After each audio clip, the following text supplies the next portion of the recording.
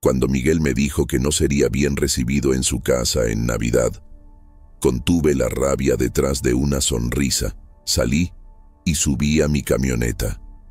Allí, con el corazón pesado pero la mente clara, hice una llamada que cambiaría el rumbo de todo. Para Año Nuevo, ya había detenido los pagos de su hipoteca, y eso era apenas el inicio de lo que había decidido. La arrogancia debía recibir su lección y la justicia ser restaurada. Recordé aquella tarde sentado en el lujoso sofá de cuero que yo mismo había pagado, hundiendo mi cuerpo en los cojines, mientras decía: este año podría preparar mi pavo, el mismo con relleno de salvia que tanto disfrutaba tu madre. ¿Recuerdas cómo aseguraba que era incluso mejor que el de su abuela? Mis palabras flotaban en el aire impregnado con el aroma de las velas de vainilla que Isabel solía encender.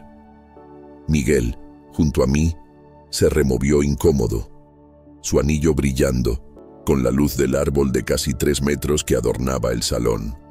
Entonces lo noté. Su cuerpo se encogía, como si cargara un peso invisible. Y fue allí cuando escuché lo impensable: papá, no serás bienvenido en Navidad. Sus palabras me golpearon como un puñetazo seco en el estómago. Parpadeé, seguro de haber escuchado mal. ¿Qué quería decir con eso? ¿Por qué no iba a ser bienvenido en la casa que ayudé a levantar? Miguel no se atrevió a mirarme. Tenía la vista fija en la mesa de mármol que yo mismo había elegido con ellos unos meses atrás, cuando Isabel decidió que los muebles viejos no estaban a la altura. Los padres de Isabel vendrán y ellos prefieren que no estés aquí. Mis manos se enfriaron al escucharlo. Ellos prefieren. Repetí esas palabras en mi mente mientras Miguel, con voz cada vez más apagada, intentaba suavizarlo. Es más sencillo así, papá. Ya sabes cómo es la familia de Isabel con sus costumbres. Tienen su manera de celebrar. Sus hombros se encogían más y más mientras hablaba, como si él mismo se redujera frente a mí. Miré alrededor de aquel salón como si de repente estuviera en una casa extraña, ajena, aunque cada rincón llevaba mis huellas y mis sacrificios. Las cortinas de seda que colgaban pesadamente sobre las ventanas, yo las había apagado cuando Isabel se quejó de la falta de privacidad. Los pisos de madera brillante habían sido posibles gracias a una segunda hipoteca que contraje en mi propia vivienda. Incluso el moldaje de corona en los techos, tan innecesario como costoso, lo había puesto en mi tarjeta de crédito, convencido de que todo eso daría a mi hijo un hogar digno. Cada detalle era un recordatorio de mi entrega, de mis renuncias, y ahora me decían que yo no encajaba en esa misma casa. ¿Su manera? Repetí lentamente mirándolo fijo. ¿Y cuál es esa manera, Miguel? Él se estremeció, como si cada palabra mía pesara sobre sus hombros. Papá, por favor no lo hagas más difícil, no empeores las cosas, murmuró, casi implorando. Desde el arco de la cocina, mis ojos se posaron en una batidora profesional, reluciente, que Isabel había insistido en comprar para su fugaz obsesión con la repostería navideña. Un lujo de miles de pesos que probablemente había usado 2 veces y que yo, como siempre, terminé financiando. Sentí una punzada amarga al pensarlo. Respiré profundo y con voz serena, aunque cargada de dolor, pregunté: ¿y dónde se supone que pasaré la Navidad entonces? Mi pregunta salió más suave de lo que quería, casi como un susurro cargado de decepción. Miguel frunció el ceño, incómodo, y evitó aún más mi mirada. No lo sé, quizá con la tía Rosa, o podríamos hacer algo el fin de semana siguiente, respondió, como si la Navidad fuera una simple cita en un calendario, algo que se podía posponer por conveniencia. Me levanté despacio, sintiendo cómo mis rodillas protestaban después de años de cargar con tanto, no solo peso físico, sino el peso invisible de tantas responsabilidades que nunca fueron reconocidas. Entiendo, dije con una calma que ocultaba la tormenta dentro de mí. Miguel extendió la mano como para detenerme. Papá, espera. Pero ya había tomado mi decisión. Caminé hacia la puerta, atravesando ese pasillo lleno de fotografías familiares, donde mi rostro, con el paso del tiempo, se había vuelto cada vez más pequeño, más lejano, más irrelevante en sus recuerdos. Pasé frente al armario donde Isabel guardaba sus abrigos carísimos, algunos de más de 1,000 pesos cada uno, lujos que yo había costeado. Mi mano se posó en el pomo metálico de la puerta, frío y sólido bajo mi palma. Sin girarme, pronuncié, despacio, con la voz quebrada por el dolor, pero firme en su dignidad. Hijo, dile a los padres de Isabel que les deseo una feliz Navidad. Y sin esperar respuesta, abrí la puerta. El aire helado de diciembre me golpeó el rostro con una dureza que me devolvió a la realidad.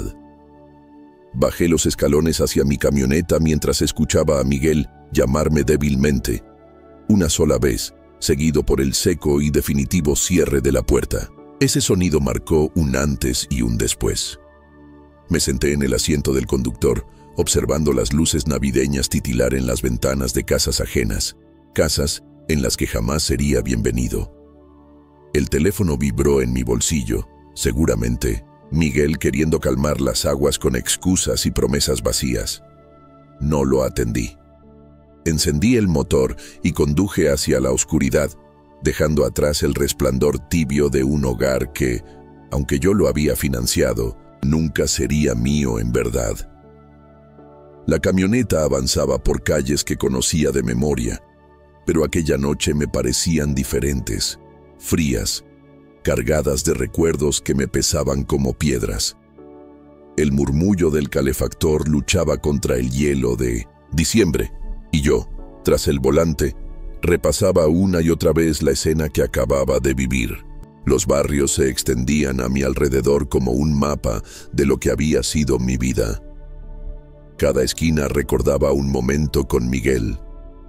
Cada avenida me hablaba del hombre que alguna vez fui, aquel que creía que la familia lo era todo, que no había sacrificio demasiado grande si con eso lograba ver a su hijo sonreír. Ese hombre, entendí con un nudo en la garganta, había sido un ingenuo. Me detuve en un semáforo en la 29 con la Gran Avenida. Desde allí vi a un joven padre cargando bolsas de regalos a su camioneta, mientras sus pequeños pegaban las caritas contra los vidrios empañados por la emoción. El aliento de los niños dibujaba figuras en el cristal, y yo no pude evitar recordar que alguna vez eso fuimos Miguel y yo, padre e hijo compartiendo ilusiones sencillas antes de que Isabel entrara en la historia y me redujera a un mero proveedor, con sentimientos incómodos. Los números comenzaron a danzar en mi mente como si fueran las ruedas locas de una máquina tragaperras descompuesta. 2,800 pesos cada mes, 5 años seguidos. Hice el cálculo sin querer y la cifra final me golpeó como un martillazo. 140,000 pesos. Más dinero del que María y yo habíamos logrado ahorrar para nuestra jubilación. Desaparecido, esfumado en una casa que no llevaba mi nombre y en una vida que me había borrado de sus páginas. El semáforo cambió a verde y apreté el acelerador con rabia contenida, sintiendo cómo el rugido del motor reflejaba mi estado de ánimo. Pasé frente al banco de la calle Quinta, donde había refinanciado mi propia casa para cubrir el enganche de la suya. Recuerdo todavía la mirada del oficial de préstamos, esa mezcla de lástima y advertencia que en ese entonces decidí ignorar. Señor Flores, ¿está seguro? Está arriesgando mucho por la inversión de alguien más, me dijo. Yo respondí que no era la inversión de alguien más. Era el futuro de mi hijo, la seguridad de su familia. Hoy, esas palabras me sabían a veneno.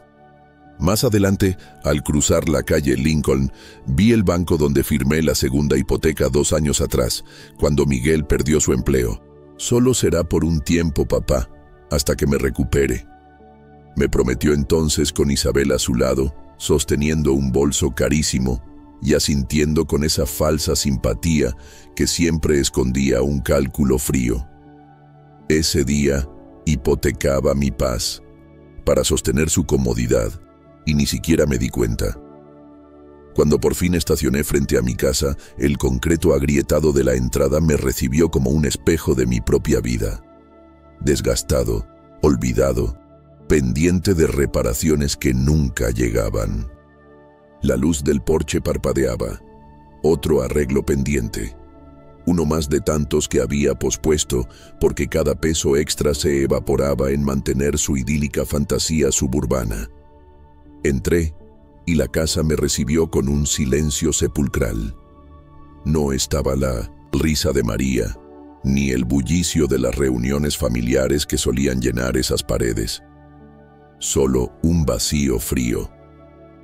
Busqué mis llaves entre el abrigo y, antes de encender la luz, el timbre de mi teléfono rompió el silencio. La pantalla mostró el nombre de Isabel. No necesitaba adivinar. Seguramente pretendía justificar por qué yo no era apto para compartir la mesa con su distinguida familia. Respiré hondo. Sentí como el cansancio de años me caía encima como una losa, y comprendí que había llegado el momento de enfrentar lo que había evitado demasiado tiempo. Contesté la llamada en el cuarto timbrazo, dándole a Isabel el tiempo suficiente para inquietarse. Su voz, impregnada de esa dulzura fingida que siempre usaba cuando necesitaba dinero, sonó en la línea. «Denis, me enteré del malentendido con Miguel». «¿Malentendido?», lo llamó. Me apoyé en la encimera, aún con el abrigo puesto, y respondí firme. «No creo que haya confusión, Isabel. Tú dejaste claro lo que piensas». Ella trató de suavizarlo, justificando que sus padres tenían tradiciones y esperaban cierto ambiente en Navidad. Un ambiente que, según sus palabras, yo no podía aportar. Habló de mi comida, de mi música, de mis conversaciones. Todo dicho con un desdén que dolía más que cualquier golpe. Fue entonces cuando comprendí que no era solo exclusión, era desprecio hacia lo que soy, hacia mis raíces. Eso fue diferente. Entonces lo apreciábamos, pero ahora con mis padres. Ahora con tus padres no puedes permitir que el campesino mexicano los avergüence en tu elegante mesa. La dulzura falsa se desvaneció. No seas dramático, Denis. Esto no es sobre raza, es sobre clase. Mi padre se graduó con honores de la Universidad Autónoma. Mi madre habla 4 idiomas. Pasan los veranos en Valle de Bravo. ¿Qué podrías aportar tú a la conversación? Historias de poner azulejos. El calor me subió al pecho, pero mantuve la voz firme. Construí un negocio desde cero después de que el abuelo de tu esposo murió. He dado trabajo a más de 50 personas. He pagado más en impuestos que lo que tu padre ganó en su mejor año. El dinero no lo es todo, Denise. La educación importa, la crianza importa. Y francamente, María sabía cuál era su lugar mejor que tú. El silencio en la línea fue absoluto. Había cruzado una línea que ni siquiera sabía que existía hasta que la pisoteó con sus tacones de diseñador.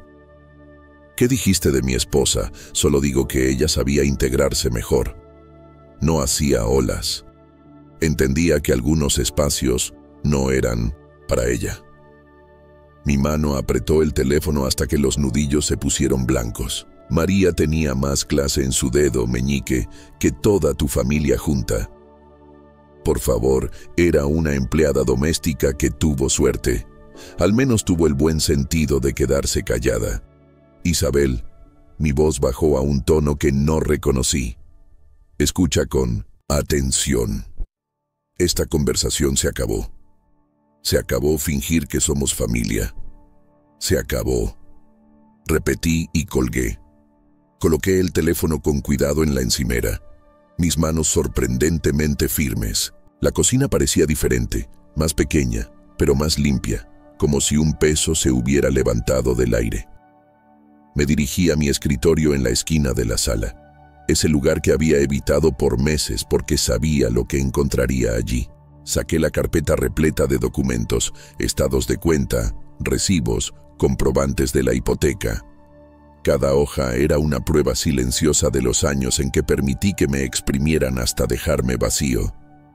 5 años de transferencias automáticas que me habían consumido poco a poco, mientras ellos vivían rodeados de lujos.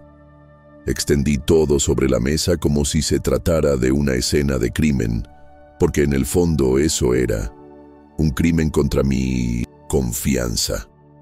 Cada extracto mostraba lo mismo, mes tras mes, 2.800 pesos desvaneciéndose de mi cuenta hacia la suya.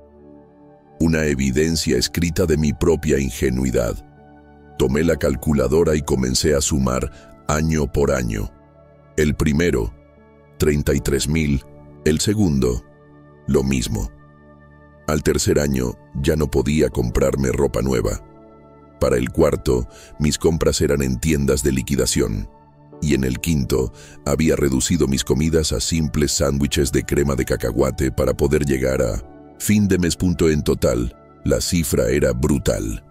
143.400 pesos, y eso sin contar el enganche inicial ni las veces que tuve que cubrir sus servicios básicos cuando las compras compulsivas de Isabel se desbordaban. Sin incluir el techo nuevo, el jardín o los muebles que tanto presumían. Me quedé mirando los números hasta que se volvieron manchas borrosas en la página. Allí estaba, el dinero del seguro de vida de María, mis ahorros para la jubilación, el fondo universitario que había preparado para unos nietos que quizás nunca conocería. Todo desaparecido, enterrado en una casa en la que ni siquiera podía sentarme en la mesa de Navidad. Con el corazón encendido de rabia, tomé el teléfono y marqué al banco. El sistema automático me saludó en 2 idiomas, una cortesía vacía para gente como yo. Finalmente, una voz humana atendió. «Soy Jennifer, ¿cómo puedo ayudarlo?» «¿Hoy?»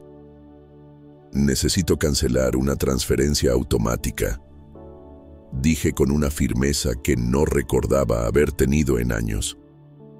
La mujer me pidió los datos de mi cuenta y alguna información para confirmar mi identidad.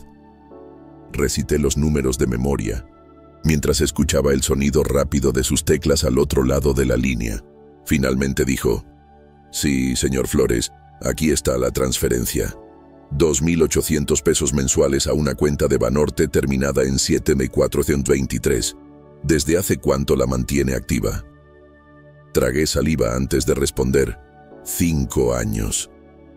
El sabor de esas palabras fue amargo, como si cada sílaba me recordara la magnitud de mi error. «¿Desea cancelarla de inmediato?», preguntó con tono neutral. Miré mi cocina antigua, los electrodomésticos gastados que no había podido renovar, las paredes desconchadas que aún esperaban pintura, las ventanas que dejaban entrar el frío porque mi dinero se había destinado a sostener la vida de otros. «Sí, de inmediato», confirmé. «Listo, señor, la transferencia ha sido cancelada. ¿Algo más en lo que pueda ayudarle?» Sonreí con cansancio y respondí: «No, eso es todo». Y colgué, sorprendido de lo bien que se sentía pronunciar esas 2 palabras. El silencio de la casa me envolvió tras colgar. Afuera, la oscuridad de diciembre cubría la ciudad. Pero las luces navideñas brillaban en las ventanas de hogares donde las familias se reunían sin condiciones ni juicios.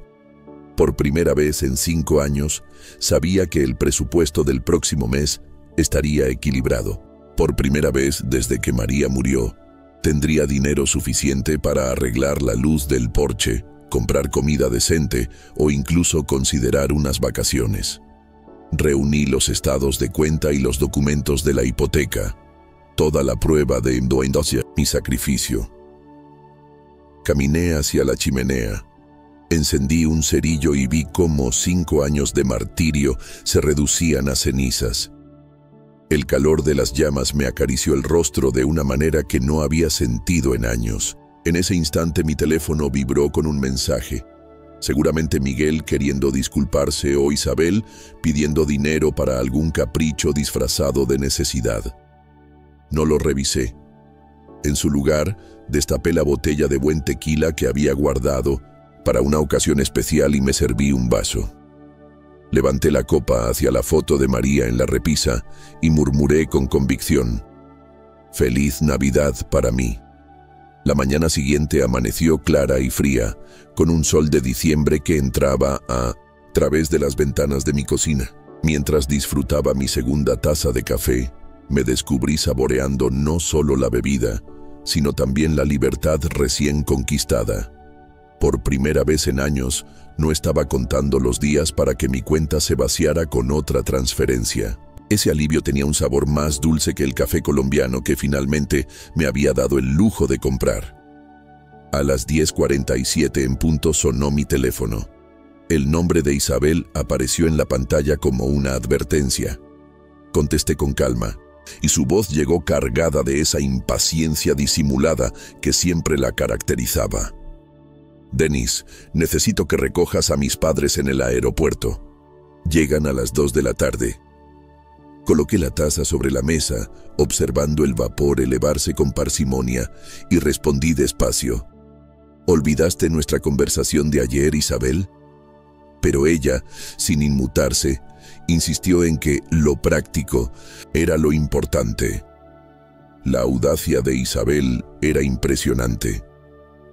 Menos de un día después de dejar claro que yo no era digno de sentarme a su mesa de Navidad, me pedía que actuara como su chofer personal, y lo hacía con esa seguridad arrogante, como si mi obligación fuera atenderla siempre. «Eso hace la familia, Denis, se ayuda mutuamente», me lanzó, con un tono que mezclaba irritación y desprecio. Luego remató con un insulto disfrazado: «Además, no eres mi rival. Eres demasiado débil para resistirte, así que súbete a tu camioneta y recógelos». Sentí como esas palabras querían provocar en mí la vieja sumisión, pero solo lograron encender mi determinación. Pregunté con calma qué vuelo era. «Volaris 447, banda de equipaje 3», contestó, para luego añadir con sorna: «Ponte algo decente, tal vez la camisa azul que usaste en la graduación de Miguel. Ellos notan esos detalles». La llamada se cortó sin un gracias. Me quedé mirando el teléfono en silencio y con una media sonrisa pensé: «Sí, claro, me encargaré de todo, pero a mi manera». Esa tarde, mientras Isabel y sus padres esperaban en el aeropuerto, yo estaba en mi sillón favorito, con una taza humeante de té de manzanilla y el periódico abierto en mis manos. El crucigrama del día anterior estaba terminado sobre la mesa de centro. La respuesta a gratificación pospuesta era, irónicamente, postergación. El teléfono vibró una y otra vez. Primero Isabel, luego números desconocidos, seguramente sus padres intentando localizarme. Dejé que sonara. Afuera, el sol de invierno entraba por las ventanas, calentando la sala donde tantas noches había estado solo, contando monedas y sacrificios. Hoy el silencio no era soledad, era Victoria. A las 3 de la tarde, mi celular había vibrado 6 veces, pero yo seguía disfrutando de mi té y del simple hecho de no correr detrás de sus caprichos. Cuando por fin desconecté el teléfono fijo y apagué el móvil, la paz se instaló definitivamente en la casa. Preparé un sándwich de queso fundido con sopa de jitomate. Cada bocado me supo a independencia. Para las 5 de la tarde ya había cenado tranquilo, puesto los trastes en el lavavajillas y estaba decidiendo qué película ver. Hacía años que no disfrutaba de una tarde entera sin sobresaltos, sin llamadas urgentes ni peticiones disfrazadas de emergencias. Apenas tomaba el control remoto cuando los golpes en mi puerta retumbaron con fuerza. No eran toques suaves, era un aporreo brutal, el tipo que hace temblar el marco y anuncia furia desbordada. Caminé despacio hacia la entrada, ya sabiendo quiénes serían. A través de la mirilla vi 3 figuras apiñadas en mi porche, como depredadores acorralando a su presa. Abrí la puerta y el rostro enrojecido de Carlos Ramírez se lanzó sobre mí a gritos. ¿Qué demonios te pasa? Nos dejaste 3 horas en el maldito aeropuerto. Catalina, con su peinado deshecho y los labios tensos, lo siguió. Esto es inaceptable para alguien de tu edad, Denis, es barbarie. Detrás, Isabel, con su abrigo arrugado y maquillaje, corrido soltó su acusación. Nos humillaste, ¿entiendes lo que hiciste? Su coro de reproches llenó la sala, pero mi voz los cortó en seco, firme como nunca. Fuera de mi casa. Los 3 se detuvieron sorprendidos por la dureza de mi tono. Carlos, con la cara encendida, gruñó. No tienes derecho a dar órdenes aquí después de lo que hiciste. Lo miré fijamente y respondí con calma. Esta es mi casa y quiero que se vayan, ahora. Catalina avanzó un paso con esa mirada de superioridad que había perfeccionado durante años. Denis, no entiendes la magnitud de tu error. Mi esposo tiene contactos, conexiones en toda la ciudad. No puedes tratar así a personas como nosotros y esperar salir impune. La interrumpí, sin bajar la mirada. Lo que necesitan es una lección, una sobre su arrogancia y la manera en que tratan a quienes consideran inferiores. Isabel abrió los ojos incrédula. ¿Una lección? ¿Quién te crees para enseñarnos algo? No eres nadie. Me enderecé. Soy alguien que dejó de ser su banco y su chofer. Y la lección terminó. Pueden irse. Carlos me señaló con un dedo tembloroso, acercándose tanto que casi podía sentir su respiración. No sabes con quién te estás metiendo, viejo.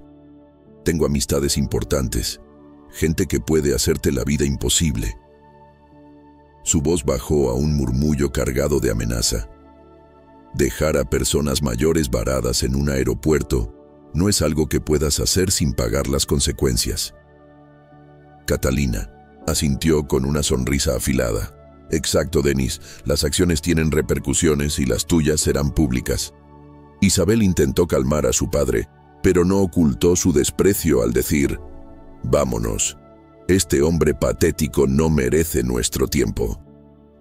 Sin embargo, al cruzar el umbral, Carlos se giró para soltar su última daga. Te arrepentirás de esto, te lo garantizo. Cerré la puerta tras ellos y eché el cerrojo con un clic que me sonó a triunfo. Desde la ventana los vi subir a su auto rentado, todavía discutiendo. La casa, libre de su veneno, respiraba más limpia. Pero sus palabras resonaban en mi mente. Contactos, consecuencias públicas. 3 días después, con mi café en mano, hojeaba el periódico local cuando algo me heló la sangre.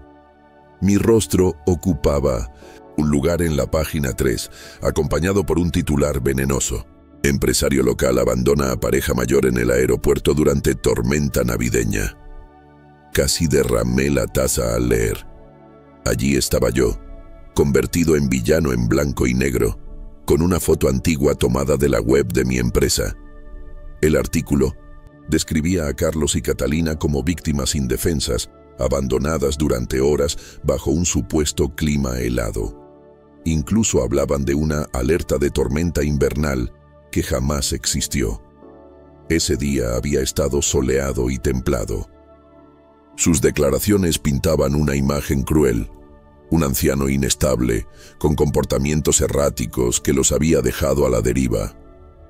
Ni una sola mención de los años de apoyo económico, de la exclusión en Navidad o de las humillaciones.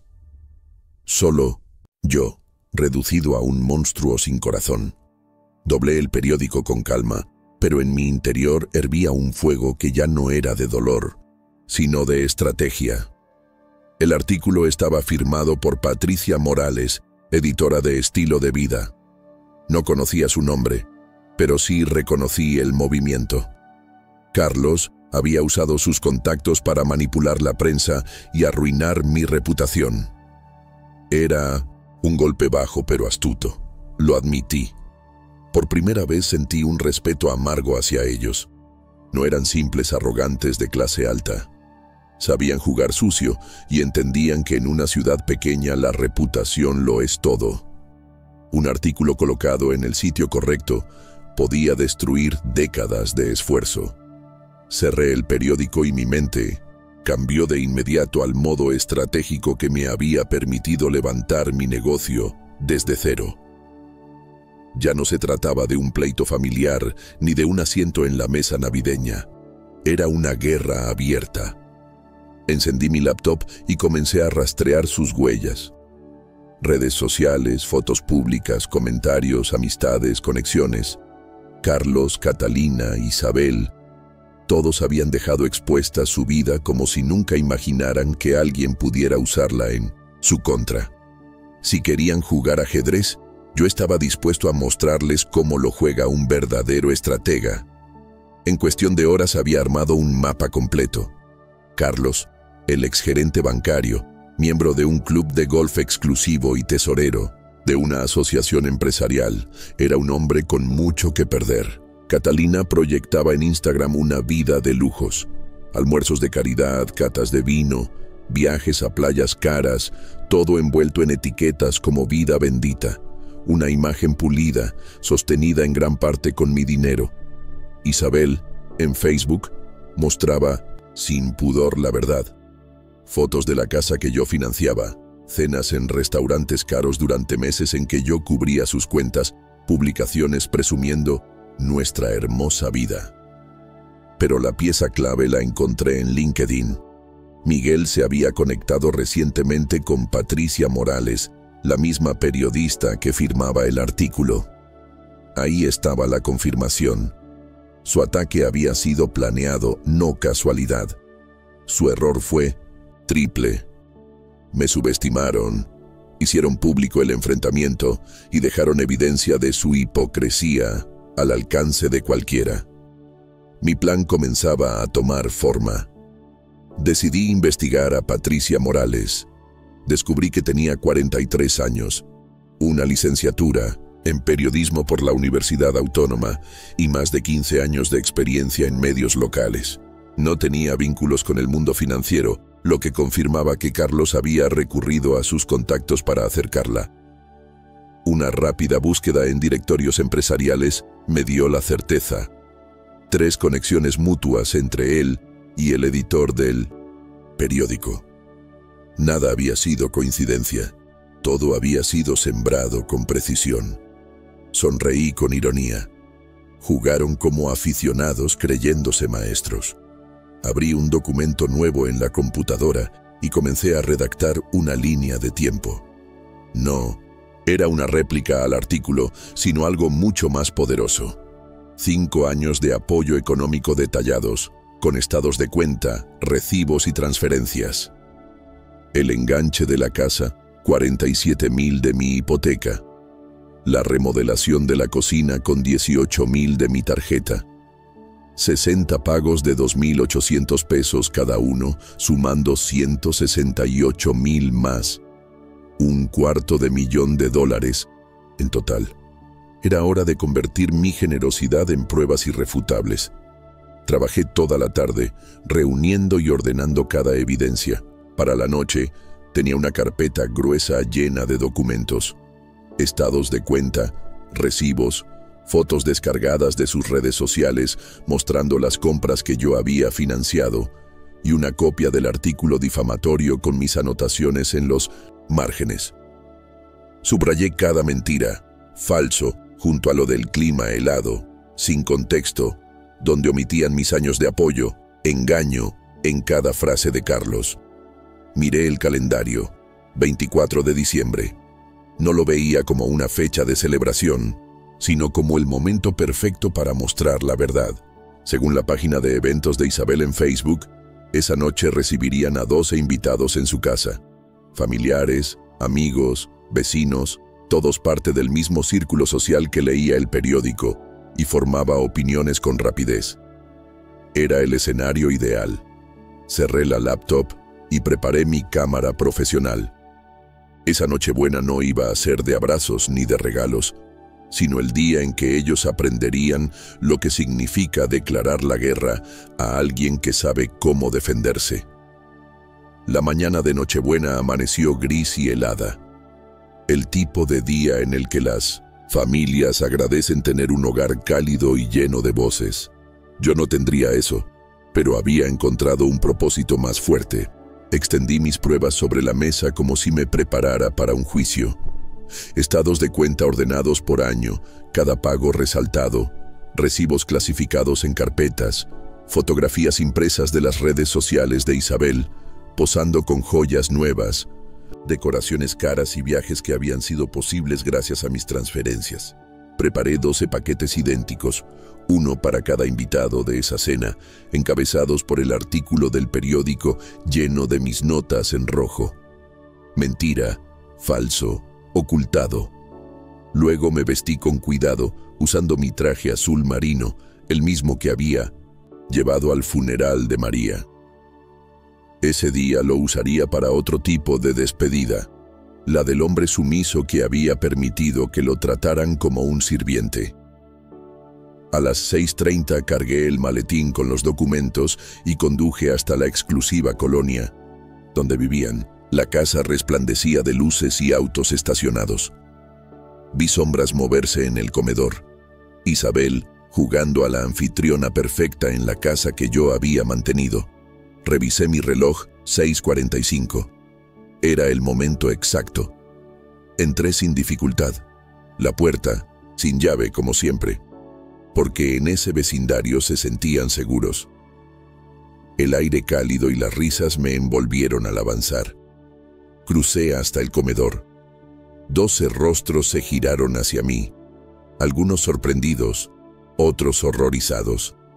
Isabel se congeló, con su copa de vino en la mano. Miguel palideció, y los Ramírez parecían ver un fantasma. Coloqué mi maletín sobre la mesa auxiliar y saludé con calma. Buenas noches a todos. Espero no interrumpir demasiado su celebración. El silencio que siguió fue tan denso que podía escucharse el zumbido de las luces navideñas. Isabel intentó reaccionar primero, forzando una sonrisa que no alcanzó a disimular el temblor de su mano. Denis, ¡qué sorpresa! No sabíamos que vendrías. Carlos dio un paso adelante, rojo de furia, con la mandíbula apretada. ¿Qué demonios crees que haces aquí? Su voz retumbó en el comedor, pero no me inmuté. Me quité el abrigo, lo colgué con calma y abrí el maletín, revelando 12 sobres perfectamente alineados. Quise traerles un regalo de Navidad, dije, mi tono tan sereno que contrastaba con el nerviosismo en el ambiente. Catalina se levantó bruscamente de su silla. Esto es una invasión, estás fuera de lugar. La miré fijamente y respondí con suavidad, casi con compasión. Llevo 5 años fuera de lugar, señora Ramírez.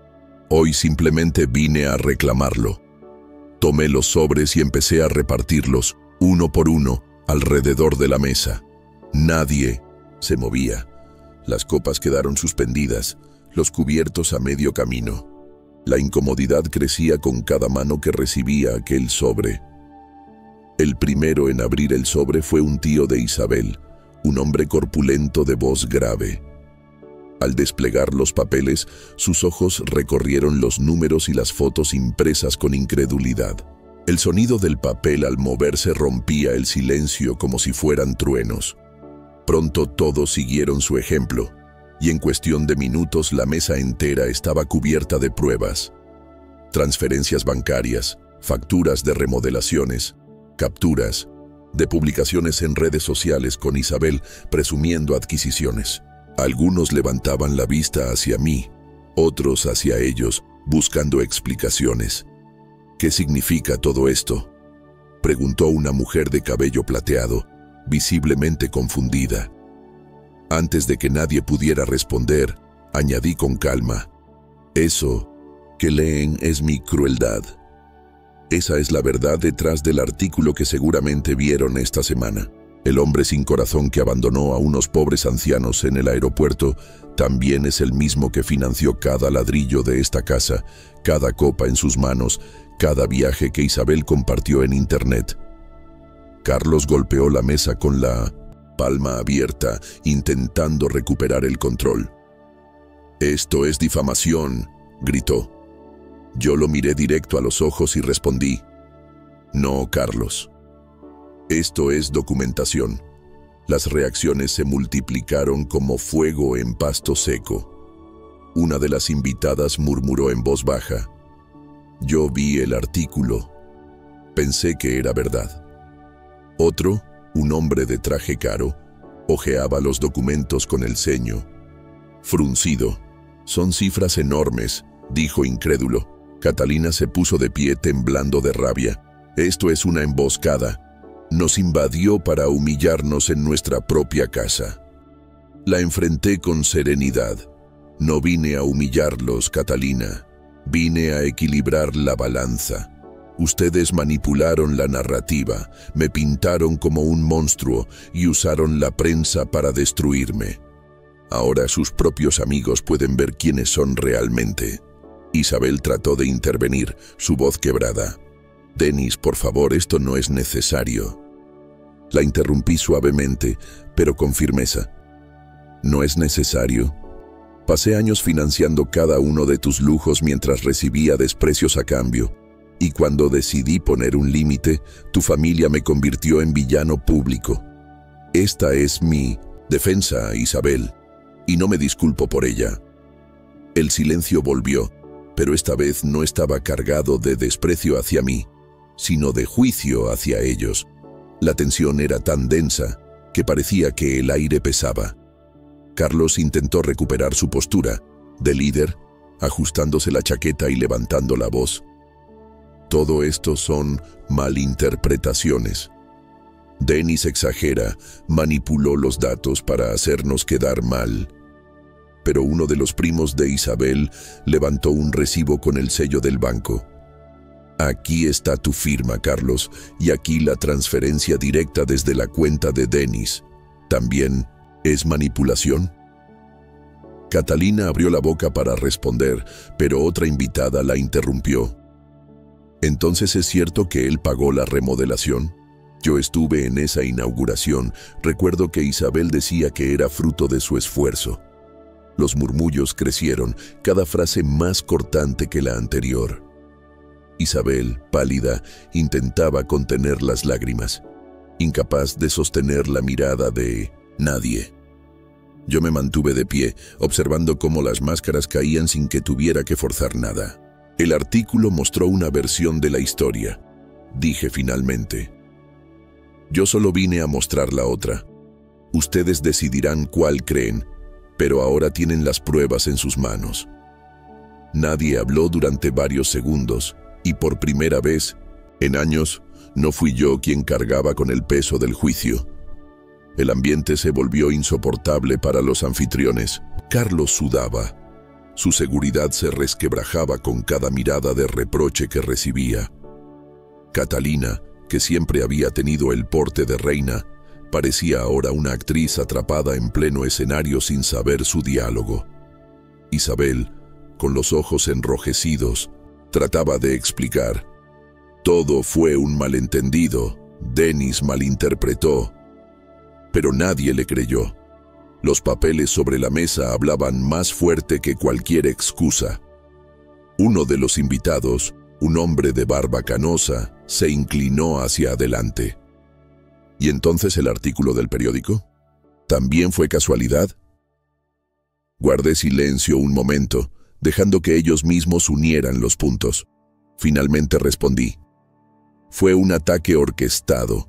Tenían miedo de perder lo que les había dado durante años, así que intentaron destruirme antes de que pudiera defenderme».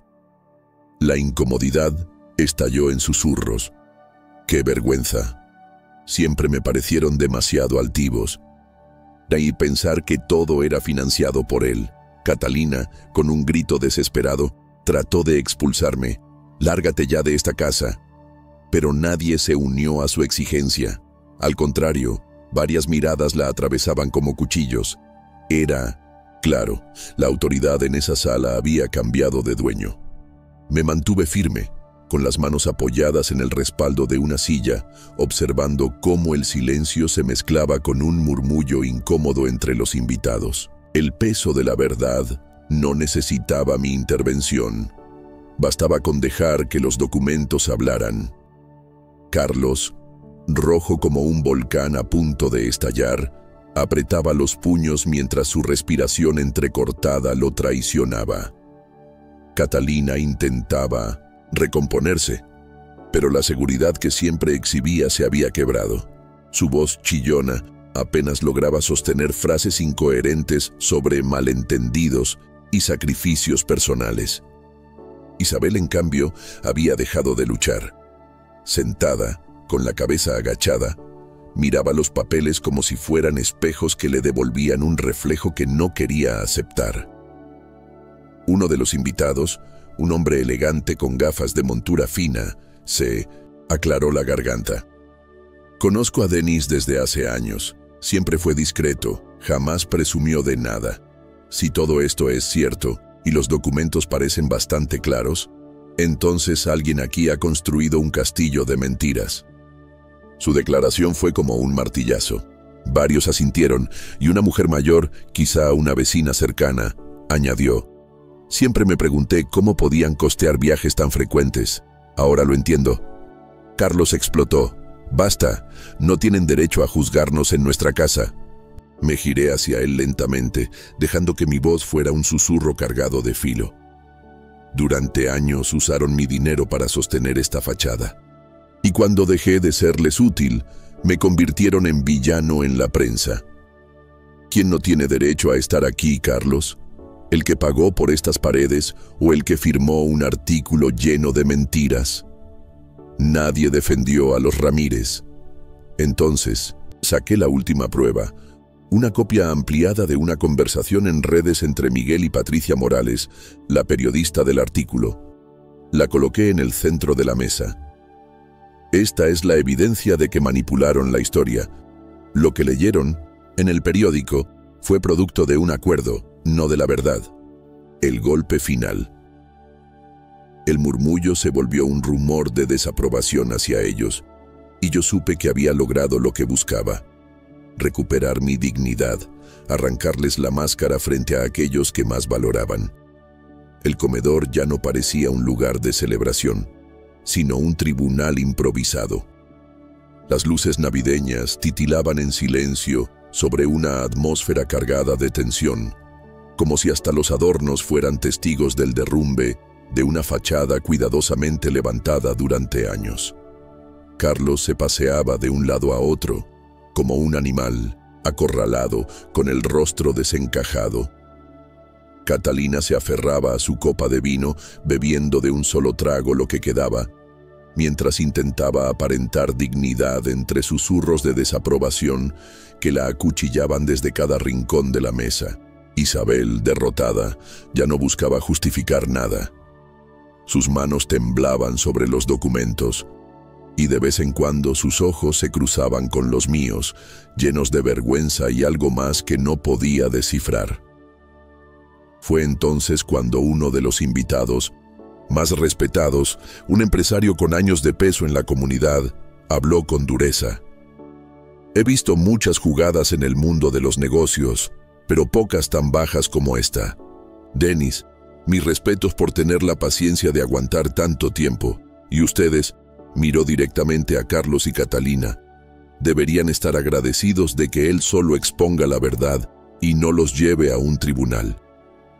El golpe de sus palabras fue devastador. Carlos intentó replicar tartamudeando: «Todo lo hicimos por Isabel para darle una vida mejor». Pero nadie parecía dispuesto a escuchar más excusas. Otra voz, la de una mujer elegante sentada al fondo, agregó: «¿Una vida mejor a costa de arruinar la de quien lo sostuvo? Eso no es amor de familia, eso es parasitismo disfrazado de sacrificio». Catalina golpeó la mesa con furia, pero su autoridad estaba hecha cenizas. Yo, sin levantar la voz, concluí: no busco venganza, solo justicia. Ellos quisieron exponerme como un monstruo, y yo vine a mostrarles quiénes son realmente. A partir de hoy, no cargaré más con este peso. Ya no habrá favores, ni cheques, ni rescates silenciosos. La verdad está sobre la mesa literalmente. Y con esa frase, sentí como si las cadenas invisibles que me habían atado durante años se rompieran de golpe. La sala quedó muda. Solo se escuchaba el leve crujir de los papeles al ser hojeados y el sonido lejano de los villancicos que llegaban desde alguna casa vecina. La ironía era brutal. Mientras afuera la gente celebraba la unión y el amor familiar, dentro de esas paredes se desmoronaba el teatro de una vida entera. Vi cómo algunos invitados dejaban los documentos sobre la mesa con un gesto de asco, como si quemaran al tocarlos. Otros, en cambio, se los guardaban discretamente, quizás como recuerdo de la caída de una familia que se había creído intocable. Isabel rompió el silencio con un sollozo ahogado. «Nunca fue mi intención que llegara a esto», murmuró apenas audible. No la interrumpí. Su voz temblorosa flotó en el aire, pero nadie la consoló. Miguel, su esposo, parecía hundirse en la silla, incapaz de articular palabra, con la mirada clavada en el suelo. Por primera vez, él, que siempre había sido tan altivo, parecía un muchacho asustado. Catalina lo notó y trató de recuperar el control. «Esto no cambia nada. Seguiremos adelante, con o sin su aprobación». Pero sus palabras sonaron huecas, carentes de esa fuerza con la que solía manipular las conversaciones. Un joven invitado, quizá un sobrino, se levantó, indignado. ¿Con qué cara van a seguir fingiendo después de todo esto? Se aprovecharon de la bondad de Denis y cuando ya no les servía, intentaron hundirlo.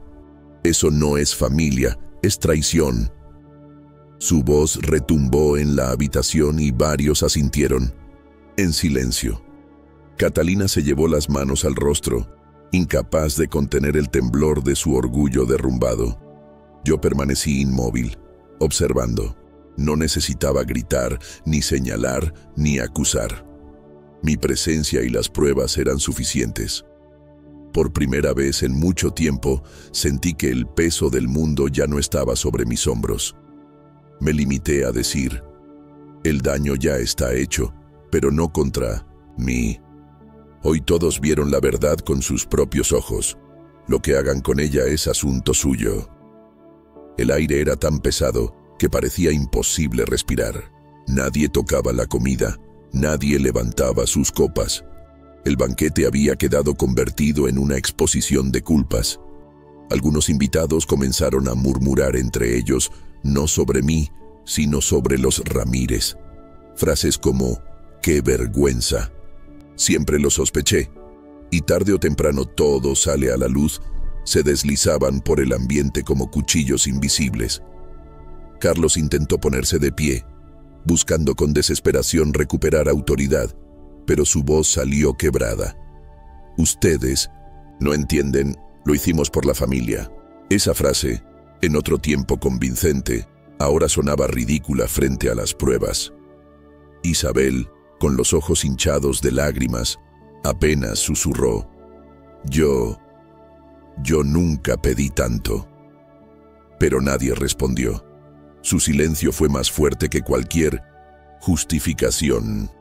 Catalina, todavía aferrada a su orgullo, trató de girar la situación.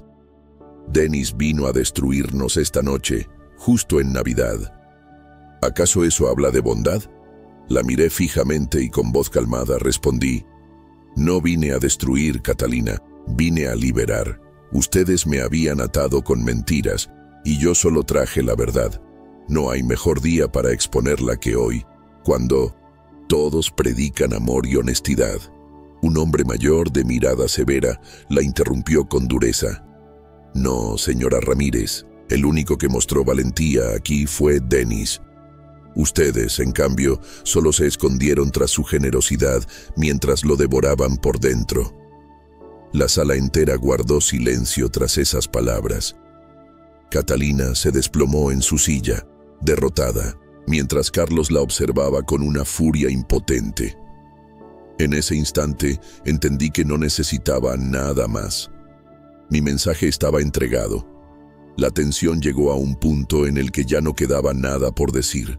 La fachada se había derrumbado y, como ocurre cuando una mentira cae, nadie se apresura a recoger los escombros. Algunos invitados comenzaron a levantarse de la mesa, incómodos, con la excusa de tener que irse temprano. En realidad, no. Querían seguir presenciando la humillación de una familia que se había jactado durante años de ser intachable. El sonido de las sillas arrastrándose contra el piso marcaba el final de esa farsa. Me quedé en silencio, de pie, observando cómo cada persona evitaba mirar a Carlos y Catalina, como si el simple contacto visual los contagiara de vergüenza. Isabel intentó hablarme con la voz rota. «Denis, por favor», pero la interrumpí suavemente. «No digas nada. Tus lágrimas ahora no cambian lo que permitiste que ocurriera». Ella bajó la mirada, sin fuerza para replicar. Carlos, todavía en pie, gritó: «Esto no termina aquí». Yo lo miré fijo, sin miedo, y respondí: «Tienes razón, no termina aquí, termina para ustedes». Señalé los documentos aún esparcidos sobre la mesa. Cada invitado se llevará un pedazo de esta verdad, y mañana no habrá nadie que no sepa quiénes son en realidad. Su rostro palideció al comprender que la derrota no era solo frente a mí, sino frente a todo su círculo social. Catalina, derrotada, se cubrió el rostro con ambas manos. Los murmullos crecían, ya no como cuchicheos, sino como comentarios, directos, sin miedo. ¡Qué decepción! Siempre se les notó la soberbia. Todo se paga algún día. Y en ese instante comprendí que la justicia más contundente no la ejecutaba yo, sino la opinión de quienes antes los admiraban.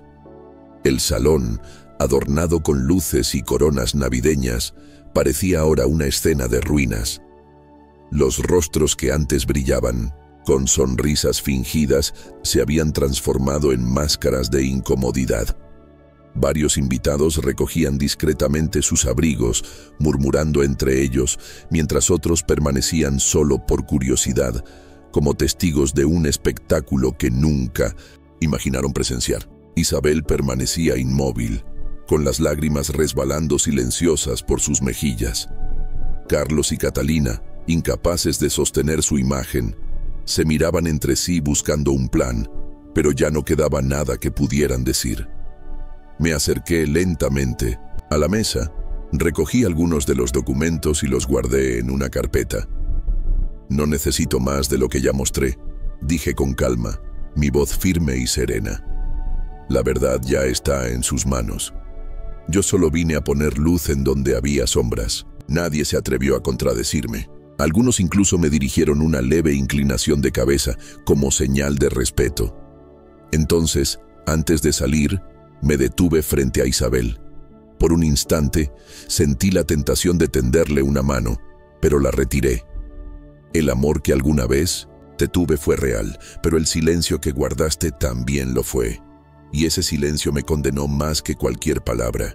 Ojalá algún día tengas el valor de enfrentarte a ti misma con la misma verdad que hoy expuse. Su llanto se hizo más fuerte, pero ya no quedaba nada que pudiera hacer por ella. Me giré hacia la puerta. Detrás de mí, los murmullos crecían, y cada palabra contra ellos era como un eco que confirmaba mi victoria. No había gritos, no había violencia, solo la contundencia de una verdad que ya nadie podía ignorar.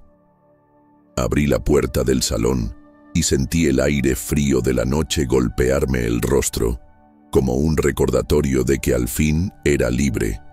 Detrás de mí, las voces seguían resonando, ya no como acusaciones contra mí, sino como un juicio abierto contra los Ramírez.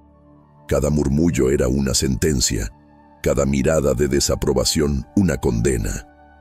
Crucé el umbral con paso firme, sin volver la vista atrás. Por primera vez en mucho tiempo no llevaba el peso de la vergüenza sobre mis hombros. Lo había dejado allí, sobre esa mesa, junto con los documentos y las máscaras rotas de quienes intentaron destruirme. Mientras caminaba por el jardín iluminado por luces navideñas, escuché cómo la música de la fiesta continuaba en otras casas, ajena al desastre que había ocurrido en la de ellos. Pensé en todo lo que había perdido: dinero, tiempo, ilusiones, cariño mal correspondido.